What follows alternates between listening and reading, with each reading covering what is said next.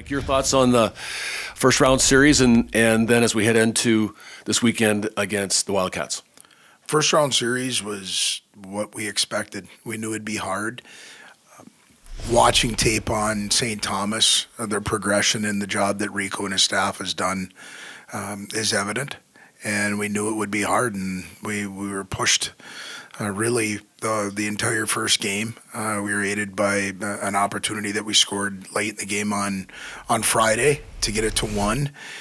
I liked our answer on Saturday, but it took a while. And so, at this time of the year, it's about trying to find a way to win and progress and move on.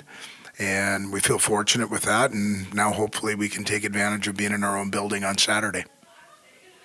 Kevin Dudley, the Mankato Free Press, joins us. Kevin, do you have a question? Mike, now that you're down, to single elimination here in this tournament, do you feel like that's kind of a good primer for what's to come, in the NCAA tournament? I hope so.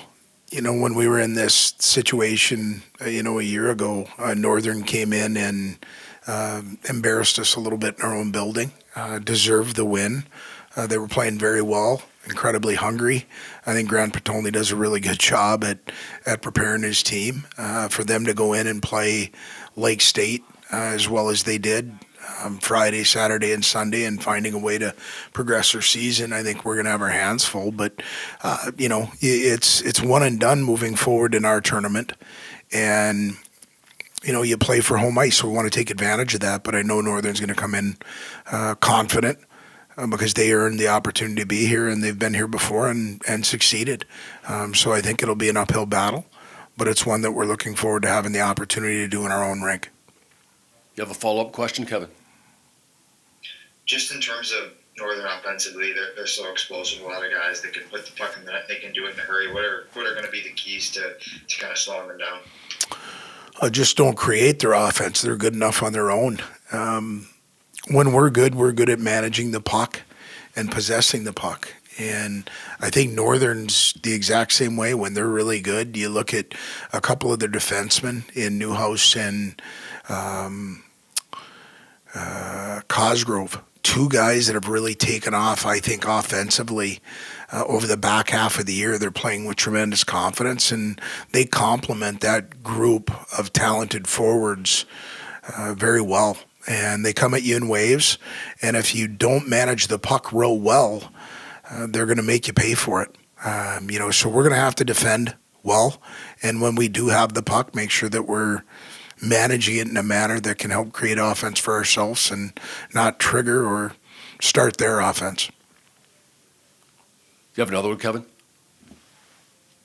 You touched on this a little bit already, but last year what happened in the semifinals, obviously that was a lot different with, you didn't have quite the advantage you're going to have Saturday with not nearly as many fans. But is that something that you've talked about all this week? I mean, I know it's the same team, but the guys, you think that's something that's in their mind, what Northern did, on this same stage last year? Well, experiences teach you best, when it doesn't predict the future. You try to learn from them, whether they're positive or negative. And, we came into that game with the same intention that we have right now, is to go out and have an opportunity to defend our home ice and progress into the playoffs in our league. And they stopped us from that because they earned it. They were a better hockey team that day. I thought they were more committed in a lot of different areas, and were rewarded for it. So, anything at this time of the year, you're going to have to earn. And so we've got to be willing to go out and earn it. It doesn't matter if it's here or up at Northern. So we want to take advantage of sleeping in our own beds and, having a chance to play in front of friends, family, our student body, the community.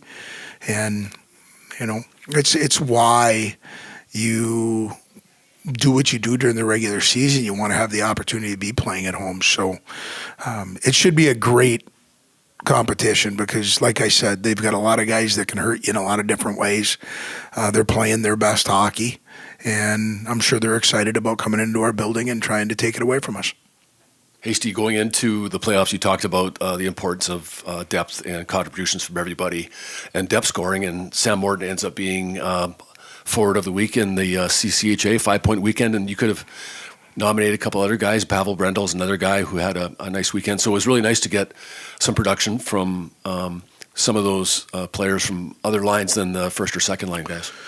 Yeah, and for us, when we're at our best, it's when our best players are our best players, but we've also got the secondary scoring. And I thought, the line of Hillman, Grega, and Pavel were one of our best lines on Saturday. They were complete defensively. I thought they were hard to play against. They were physical, and they were rewarded for it at the end of the game because they did the right things at the right time. And we're going to need, at this time of the year, if you're relying upon one area of your game to get you through it, you're playing a little bit of Russian roulette. So the more eggs we can put in our basket, if we can play with our depth offensively and defensively, whether that's up front or at the blue line, it just makes you a more difficult out. And so, like I said, you're going to have to do a lot of things really well if you're going to beat Northern at this time of the year.